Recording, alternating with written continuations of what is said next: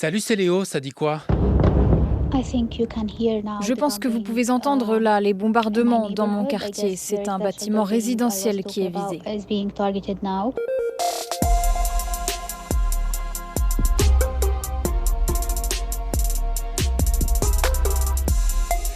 C'est un conflit sans fin entre Israël et la Palestine qui vient de connaître un nouveau pic ce week-end.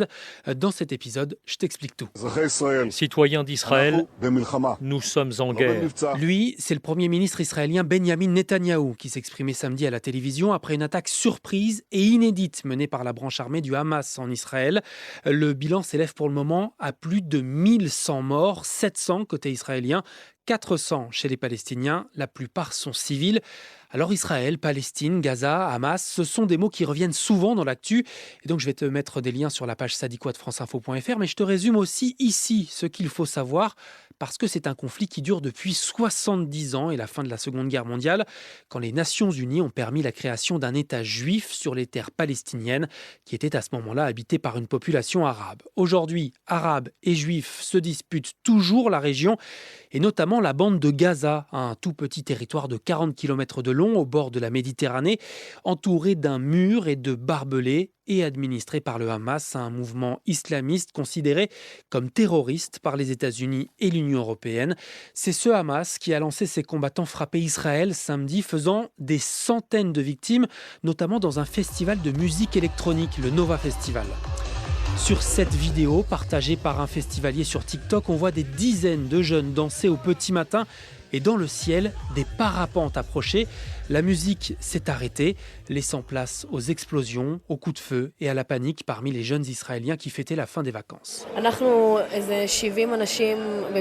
On était 70 dans un abri anti-bombe. On était vraiment serrés. Les terroristes sont arrivés. Ils nous ont dit que tout allait bien, qu'ils étaient des soldats. Et puis ils ont lancé une grenade et ils ont ensuite tiré à l'intérieur. Selon un organisme caritatif israélien, 260 festivaliers ont été tués, des dizaines d'autres faits prisonniers. Ce sont des images qui choquent sur les réseaux sociaux. Attention à ce que tu vois, il y a aussi des fausses images partagées notamment sur X, anciennement Twitter. Cette nuit, de nombreuses vidéos de bombardements de Gaza sont également partagées. C'est la riposte promise par Israël et Benjamin Netanyahou qui a prévenu que la guerre sera longue. L'ennemi paiera un prix qu'il n'a jamais connu. Un chiffre maintenant 39, comme le nombre de jours de grève de la faim du militant écologiste Thomas Braille, opposé au projet d'autoroute A69 entre Castres et Toulouse. Sauf que tout ça n'a pas suffi. Il s'apprête aujourd'hui à commencer une grève de la soif qui mettrait en grand danger sa vie. Et en plus de ces actions coup de poing, désormais, 1500 scientifiques comme Christophe Cassou du groupe d'experts intergouvernemental sur l'évolution du climat. Ils ont écrit au président de la République. Selon eux, ce projet en fait est emblématique de ce qu'il ne faut plus faire. Les changements de société nécessitent de ralentir, d'éviter, de remplacer et d'améliorer. Ça n'a pas de sens. Les porteurs du projet, eux, promettent malgré tout de réduire son impact sur l'environnement. Je comprends pas. Bien sûr que non, vous n'êtes pas visionnaire. Bientôt, là où toute ville s'élevait autrefois, on verra une rangée de stations d'essence, des stands d'exposition, automobiles. Mon Dieu, ça va être merveilleux.